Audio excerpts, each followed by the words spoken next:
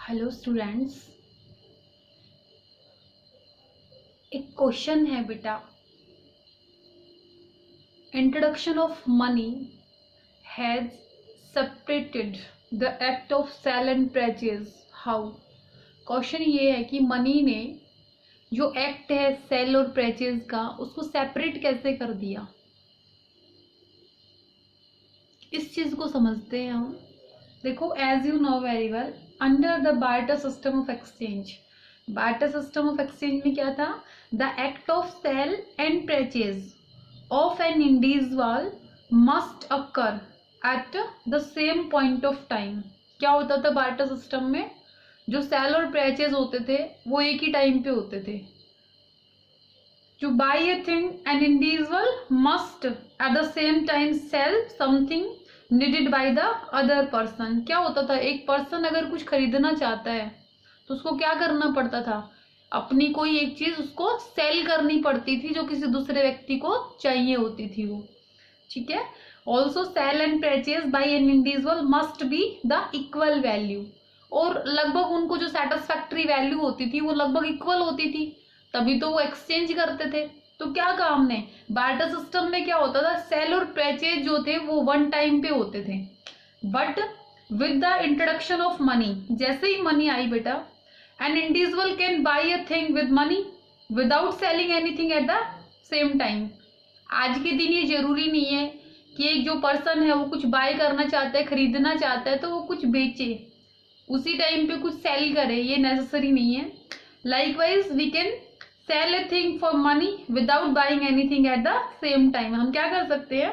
कोई भी चीज सेल कर सकते हैं मनी के बिहाफ पे without buying anything at the same time.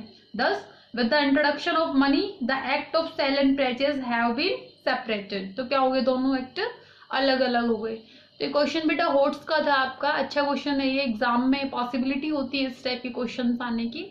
तो क्या कहा? Introduction of money has separated the act of sale and purchase. ठीक है। नेक्स्ट एक क्वेश्चन और बनता है आपका कि एक होते नेट डिमांड डिपॉजिट और एक होते ग्रोस डिमांड डिपॉजिट। इनको समझना जरूरी है। जैसे हमने कहा था मनी सप्लाई में जो हमारा M1 मेजरमेंट था उसमें हमने क्या कहा था? M1 is equal to C plus DD plus OD। तो वहां पे क्या था? DD क्या थी? डिमांड डिपॉजिट्स थे। तो जो डिमांड डिपॉजिट्स थे वो नेट डिमांड डिपॉजिट्स थे या ग्रोस डिमांड डिपॉजिट्स थे? इसको समझना जरूरी है कि इन दोनों में क्या डिफरेंस होता है, और जो इन दोनों में से एक लिया जाता है वही क्यों लिया जाता है ना। देखो, हमने ये कहा बेटा कि जो नेट डिमांड डिपॉजिट और जो ग्रोस डिमांड डिपॉजिट होते हैं ना, उनमें एक डिफरेंस होता है।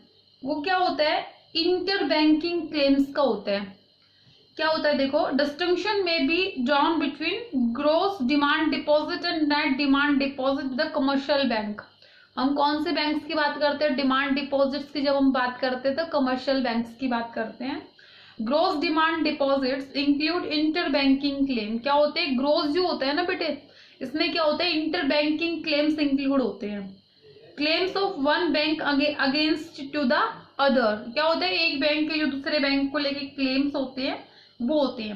Net demand deposit don't include inter banking claim. और जो नेट डिमांड डिपॉजिट होता है ना बेटा, वो ये इंटर बैंकिंग क्लेम्स होते हैं ना, उसको इंक्लूड नहीं करता। तो फर्स्ट ऑफ ऑल तो क्वेश्चन माइंड में ये आता है कि ये इंटर बैंकिंग क्लेम्स जो होते हैं वो क्या होते हैं, है ना। तो क्या है? देखो बेटा, bank need to maintain the minimum cash reserve as per the central bank guideline. बेटा जो सेंट्रल बैंक होता है ना, उसकी गाइडलाइन के अकॉर्डिंग क्या होता है? कमर्शियल बैंक्स जो होते हैं ना, उनको ना मिनिमम कैश रिजर्व रखना होता है। ठीक है। तो क्या होता है? ये जो कैश रिजर्व बैंक्स के द्वारा रखा जाता है ना, एक तो क्या होता है? कमर्शियल बैंक जो होते हैं ना वो RBI के पास रखते हैं कुछ पैसा, ठीक है, और कुछ पैसा वो अपने पास रखते हैं। जो कमर्शियल बैंक RBI के पास रखते हैं उसको हम बोलते हैं बेटा CRR, cash reserve ratio. We will discuss in next chapter. ठीक है। ये जो टॉपिक्स है CRR SLR, उनको नेक्स्ट चैप्टर में बहुत डिटेल से पढ़ेंगे, लेकिन यहाँ पे ये इंटर बैंकिंग क्लेम समझना जरूरी है, इसलिए थोड़ा सा इसको हम जस्ट थोड़ा सा समझेंगे ताकि हमें ये वाला कंसेप्ट क्लियर हो। ठीक है। तो हमने क्या कहा? Bank needs to maintain the minimum cash reserves as per the central bank guidelines. क्या होते हैं, सेंट्रल बैंक की गाइडलाइंस होती हैं, उसकी वजह से जो बैंक्स होते हैं उनको अपने पास मिनिमम कैश रिजर्व मेंटेन करके रखना होता है। ठीक है, एक तो किसके पास रखना होता है, उनका जो बैंक्स होते हैं, बैंक जो सेंट्रल बैंक है, सेंट्रल बैंक के पास कमर्शियल बैंकों को कैश रिजर्व रखना होता है, उसको हम बोलते हैं CRR। बट यहाँ पे जो हम बात कर रहे हैं वो उस मिनिमम कैश रिजर्व की बात करें जो कमर्शियल बैंक अपने पास रखते हैं। ठीक है, और ये भी क्या होती है, सेंट्रल बैंक की गाइडलाइन होती है कि कुछ कैश उनको सेंट्रल बैंक के पास रखना होगा और कुछ कैश उनको अपने पास रखना होगा। ठीक है, तो कई बार क्या होता है बेटा, जो बैंक्स होते हैं ना उनके पास ना ये जो मिनिमम कैश रिजर्व और वी कैन से SLR जो होता है ना वो मेंटेन नहीं हो पाता, तो उनको क्या करना पड़ता है, दूसरे बैंक से उधार लेना पड़ता है ना। तो हम क्या कहेंगे, few banks fall short of funds to maintain SLR। तो क्या होते हैं, वो अपना जो अपना मिनिमम कैश रिजर्व जो होता है उसको मेंटेन नहीं कर पाते। इस वजह से क्या होता है, bank ask other banks to lend them the required fund. तो क्या कहते हैं, दूसरे बैंक्स जो होते हैं ना उनके लिए उनको बोलते हैं कि भाई हमें ना कुछ पैसा दे दो, ताकि हम क्या कर सके, जो हमारा जो मिनिमम कैश रिजर्व उसको मेंटेन कर सके। ठीक है, तो क्या होता है, द बोरोवर बैंक, जो बोरोवर बैंक होता है ना बेटा, वो जिससे उसने उधार लिया था उसको रिफंड कर देगा। ठीक है, तो ये क्या होते हैं बेटा, ये होते हैं such transactions between the banks are termed as inter banking claims. क्या होते हैं बेटा, ये इंटर बैंकिंग क्लेम्स होते हैं। ठीक है, तो हमने क्या कहा, जो हमारे नेट डिमांड डिपॉजिट है और जो ग्रोस डिमांड डिपॉजिट है, तो ग्रोस डिमांड डिपॉजिट में इंटर बैंकिंग क्लेम्स जो होते हैं वो इंक्लूडेड होते हैं। लेकिन क्या है, हम जब पढ़ेंगे मनी सप्लाई के बारे में तो हम क्या कहेंगे, only net demand deposits are taken as the part of money supply. ठीक है, तो जो नेट डिमांड डिपॉजिट्स होते हैं ना बेटा, वही सिर्फ क्या होते हैं, मनी सप्लाई का पार्ट होते हैं। नेक्स्ट थिंग है बेटा, एक चीज और समझनी है हमें, एक छोटा सा टॉपिक है टर्म डिपॉजिट और डिमांड डिपॉजिट्स। आपने जब M1, M2, M3, M4 को पढ़ा तो वहां पे आपने एक टर्म्स पढ़ी थी, एक टर्म डिपॉजिट होता है, एक डिमांड डिपॉजिट होता है। ये क्या होता है, इनको समझना जरूरी है। सबसे पहले हम कहते हैं बेटा, टर्म डिपॉजिट जो होती है ना, term deposit are always for a specific period of time. ये क्या होती है बेटा, एक स्पेसिफिक पीरियड ऑफ टाइम के लिए होती है।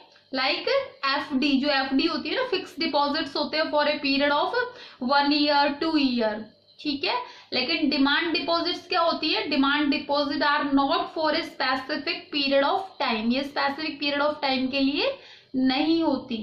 नेक्स्ट है बेटा, depositors can't withdraw money as and when needed. जो टर्म डिपॉजिट्स होती है ना उनमें से उनको ना विड्रॉ नहीं किया सकता कभी भी, जो भी डिपॉजिटर है वो उसको विड्रॉ नहीं कर सकता। But money in demand deposits can be withdrawn as when needed. जो मनी डिमांड डिपॉजिट्स में होती है वो किसी भी टाइम पे जब उसको जरूरत होगी डिपॉजिटर को विड्रॉ कर सकता है। नेक्स्ट है बेटा, term deposit are not chequeable deposits. ये चेकेबल डिपॉजिट्स नहीं होती। You can't sign a cheque against these deposits. इन डिपॉजिट्स के अगेंस्ट अगर ऐसा आप नहीं कर सकते कि कोई भी आप चेक ड्रॉ कर दे, साइन करके किसी पर्सन को दे दे, तो वो विड्रॉ नहीं कर पाएगा। ये चेकेबल डिपॉजिट्स नहीं होती। But demand deposits are chequeable deposits. अब बेटा जो डिमांड डिपॉजिट्स होती है ना उनमें क्या क्या आता है, एक तो आता है सेविंग अकाउंट डिपॉजिट, ठीक है, एक आता है करंट अकाउंट डिपॉजिट। ठीक है, you can sign a cheque. इसमें क्या होता है बेटा, आप किसी भी चेक के ऊपर साइन करके और आप मनी को ट्रांसफर कर सकते हो। ठीक है, तो हमने ये कहा जब हम M1 को पढ़ रहे थे ना तो उसमें हमने क्या कहा था, M1 क्या होता है, C मतलब currency and coins with people plus demand deposit of peoples और पब्लिक, और OD जिसमें क्या था, OD में क्या था, demand deposit with reserve bank of India. ठीक है, इसमें क्या था, जो डिमांड डिपॉजिट्स थी विद RBI के पास थी फाइनेंशियल इंस्टीट्यूट्स की, और जो डिमांड डिपॉजिट्स थी फॉरेन सेंट्रल बैंक और गवर्नमेंट्स की, और डिमांड डिपॉजिट्स थी जो हमारी इंटरनेशनल फाइनेंशियल इंस्टीट्यूट्स है, फॉर एग्जांपल IMF और वर्ल्ड बैंक। ठीक है। तो यहाँ पे जो डीडी है दैट इज डिमांड डिपॉजिट, और जो ओडी है उसमें भी कौन से डिपॉजिट्स हैं, डिमांड डिपॉजिट्स हैं। तो यहाँ पे जिन डिपॉजिट्स की हम बात कर रहे हैं दैट इज डिमांड डिपॉजिट। ठीक है, तो हमने टर्म डिपॉजिट को इसलिए समझाया ताकि आपको पता चल सके कि डिमांड डिपॉजिट क्या होती है। नेक्स्ट क्वेश्चन बनता है बेटा आपका, who are the producer of money supply. ये पता होना चाहिए आपको कि मनी सप्लाई जो है वो कौन करता है। ठीक है, हु सप्लाई मनी। ठीक है, इसको समझना जरूरी है, बहुत डिटेल से समझेंगे इसको, बहुत इंपॉर्टेंट टॉपिक है ये। हमने कहा supplier of money include the government of the country, एक देश की जो भी गवर्नमेंट है, सरकार है, the central bank of the country, जो सेंट्रल बैंक है, एंड कमर्शियल बैंक। देखो, in India RBI is the principal supplier of money, as you know very well. Central bank of India is RBI, reserve bank of India. ये क्या करता है बेटा, RBI issue currency on the basis of minimum reserve system. बेटा जो RBI जो होता है ना, वो मनी की सप्लाई करता है, वो किस बेस पे करता है, मिनिमम रिजर्व सिस्टम के बेस पे करता है। क्या होता है इस मिनिमम रिजर्व सिस्टम में, reserve bank maintain minimum cash reserve. Reserve bank को क्या करना पड़ता है, उसके पास मिनिमम कैश रिजर्व होना चाहिए, दैट इज ₹200 करोड़। जब आरबीआई के पास ₹200 करोड़ होते हैं in the form of gold and foreign securities, किस फॉर्म में हो सकता है, एक तो गोल्ड की फॉर्म में, और एक क्या होना चाहिए, फॉरेन सिक्योरिटीज। तो जो आपका गोल्ड है वो उसकी वैल्यू होनी चाहिए 115 करोड़। 115 करोड़ की आपकी क्या होगी, गोल्ड की वैल्यू रहेगी, और रिमेनिंग जो रह गया 85 जो करोड़ है वो क्या रह जाएगा आपके पास, फॉरेन सिक्योरिटीज रह जाएंगी। ठीक है, तो ये जब मिनिमम रिजर्व सिस्टम आरबीआई के पास मेंटेन होगा तब आरबीआई क्या कर सकती है, मनी की सप्लाई कर सकती है। Unlike the central bank, commercial bank don't have the authority of issuing currency. जैसे कि सेंट्रल बैंक जो है वो नोट इशू करता है, लेकिन कमर्शियल बैंक के पास ऐसी कोई अथॉरिटी नहीं होती कि वो नोट या फिर करेंसी इशू कर सके। The commercial bank can't issue note and coins, yet they are the supplier of the money. लेकिन फिर भी वो क्या होते हैं, मनी के सप्लायर होते हैं, है ना। क्यों होते हैं, क्योंकि they create money by the way of demand deposit. जो भी डिमांड डिपॉजिट्स होते हैं ना कमर्शियल बैंक के पास, उसके बेस पे वो क्या करते हैं, मनी का क्रिएशन करते हैं। अब ये मनी क्रिएशन जो है ना बेटा, वो हमारा नेक्स्ट चैप्टर में हम पढ़ेंगे कि कमर्शियल बैंक जो है वो क्रेडिट क्रिएशन कैसे करते हैं, मनी क्रिएशन कैसे करते हैं। ठीक है, इसमें क्या होता है, the commercial bank are required to keep some cash reserve with RBI. क्या होता है, कमर्शियल बैंक को वो कुछ कैश रिजर्व किसके पास रखना होता है, आरबीआई के पास रखना होता है। ठीक है, on it is on the basis of this cash reserve they can create demand of commercial bank. क्या होती है बेटा, ये इसके बेस पे जो डिपॉजिट्स होते हैं इसके बेस पे क्या करते हैं, अपनी मनी को जितनी इनके पास होती नहीं है उससे ज्यादा ये क्या करते हैं, लोगों को लेंड कर देते हैं, उधार दे देते हैं। ठीक है, this deposit serve as a supply of money because these are chequeable deposits. तो क्या होते हैं, एक तो डीडी डिपॉजिट्स रखते हैं ना, डिमांड डिपॉजिट्स रखते हैं, और डिमांड डिपॉजिट्स क्या होते हैं, सप्लाई ऑफ मनी का पार्ट होते हैं, क्योंकि डिमांड डिपॉजिट क्या होते हैं, चेकेबल होते हैं, है ना। ठीक है, तो ये क्या होता है, पीपल कैन विड्रॉ और transfer money by writing cheque. जो डिमांड डिपॉजिट्स होते हैं उसमें पीपल्स क्या कर सकते हैं, विड्रॉ कर सकते हैं, वो चेक के ऊपर साइनिंग करके किसी भी अदर पर्सन को मनी ट्रांसफर कर सकते हैं। Money created by commercial bank by the way of demand deposit is called bank money. जो कमर्शियल बैंक होते हैं ना, वो डिमांड डिपॉजिट के बेस पे जो भी मनी का क्रिएशन करते हैं ना, वो क्या होती है, बैंक मनी होती है। ठीक है, तो आपने क्या पढ़ा, एक तो सेंट्रल बैंक क्या करता है, नोट इशू करने की अथॉरिटी होती है, इसका मतलब सेंट्रल बैंक क्या हो गया, मनी सप्लाई करता है। नेक्स्ट हमने कहा बेटे कमर्शियल बैंक क्या करता है, कमर्शियल बैंक का मेन फंक्शन होता है क्या करेगा, सेविंग को एक्सेप्ट करेगा और लोगों को लोन प्रोवाइड करेगा। तो बेटा जो सेविंग एक्सेप्ट करता है ना, वो किस फॉर्म में भी एक्सेप्ट करता है, वो डीडी डिमांड डिपॉजिट की फॉर्म में भी एक्सेप्ट करता है। तो डिमांड डिपॉजिट क्या होती है, सप्लाई का पार्ट होती है। ठीक है, एक क्या होता है बेटा, जो कमर्शियल बैंक जो होते हैं ना, वो डिमांड डिपॉजिट के बेस पे, कैश रिजर्व के बेस पे क्या करते हैं, क्रेडिट क्रिएशन करते हैं। तो ये क्या करते हैं, लोगों को उधार देते हैं, ठीक है। इस वजह से भी क्या होते हैं, ये मनी के सप्लायर होते हैं। कमर्शियल बैंक के बारे में बहुत डिटेल से पढ़ेंगे हम नेक्स्ट चैप्टर में, ठीक है। नेक्स्ट आता है बेटा government. Government is the third source of money supply in the country. In India the minister of finance issue 1 rupees note and coin of all denominations. जो गवर्नमेंट होती है ना बेटा, वो क्या करती है, एक तो जो 1 रुपीज के नोट होते हैं ना, वो जो मिनिस्टर ऑफ फाइनेंस होता है ना, वो इशू करता है, ठीक है, on the behalf of government. और जितने भी कॉइन्स होते हैं ना, जितने भी कॉइन्स की डिनोमिनेशन है, that is 1 rupees coin, 2 rupees coin, 5 rupees coin और 10 रुपीज कॉइन, ये सब कौन इशू करता है, फाइनेंस मिनिस्टर इशू करता है, ठीक है। तो कौन हो गए मनी सप्लायर, कौन कौन हो गए, गवर्नमेंट और सेंट्रल बैंक और कमर्शियल बैंक। क्लियर। नेक्स्ट है बेटा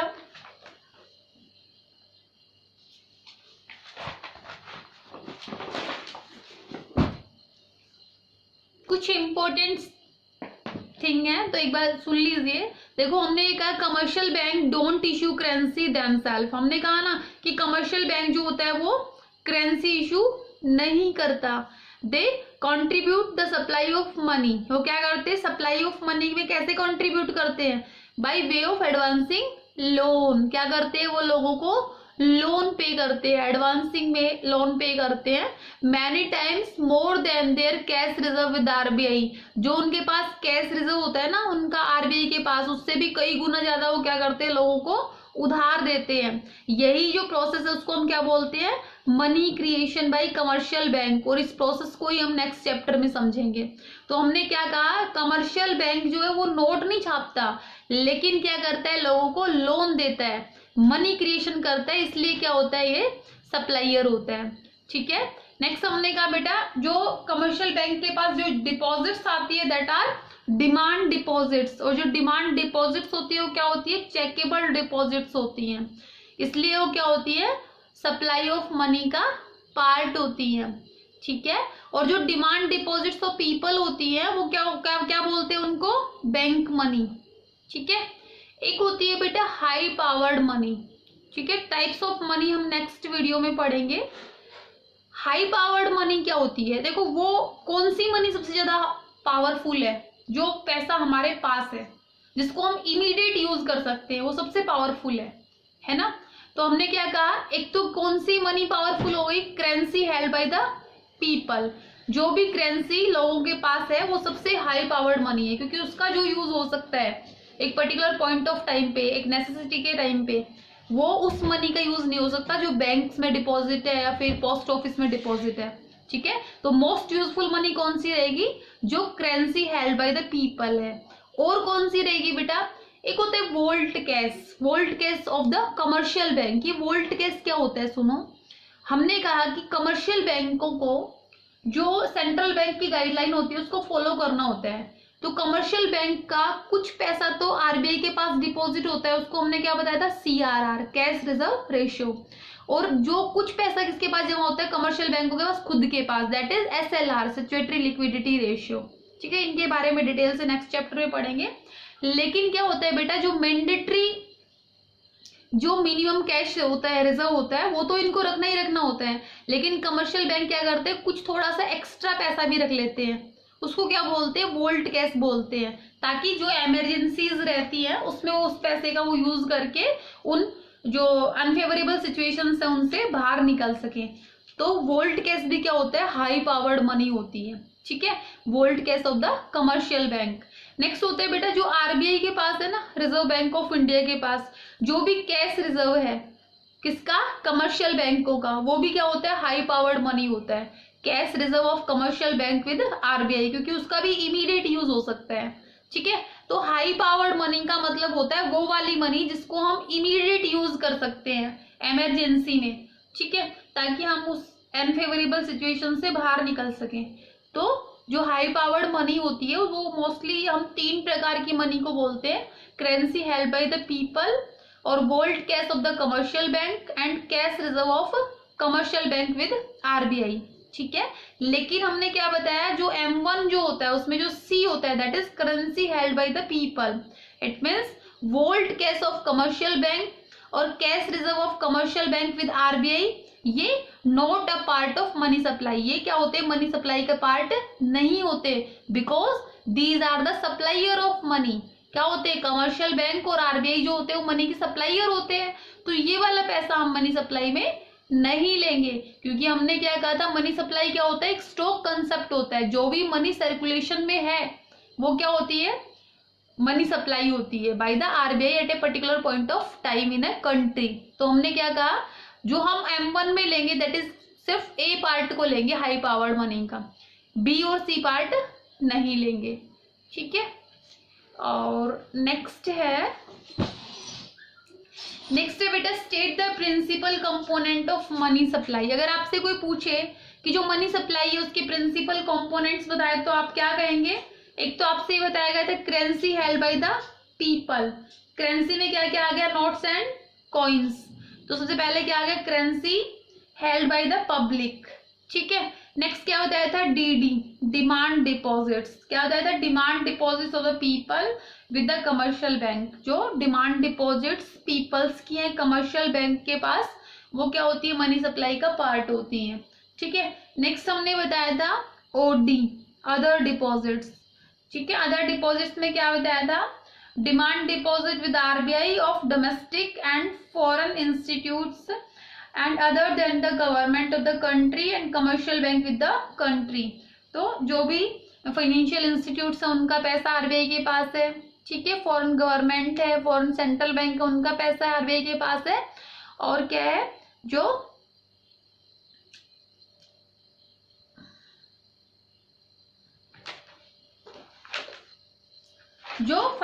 इंटरनेशनल फाइनेंशियल इंस्टीट्यूट्स हैं, आईएमएफ वगैरह, वर्ल्ड बैंक वगैरह, उनका पैसा जो आरबीआई के पास है वो क्या होता है, डीडी का पार्ट होता है, ठीक है। तो हम क्या कहेंगे, अदर डिपॉजिट्स में क्या क्या आ गया, demand deposit with reserve bank of financial institutions, और demand deposit with RBI of foreign central bank and foreign government, और demand deposit of international financial institution like IMF and World Bank, ठीक है।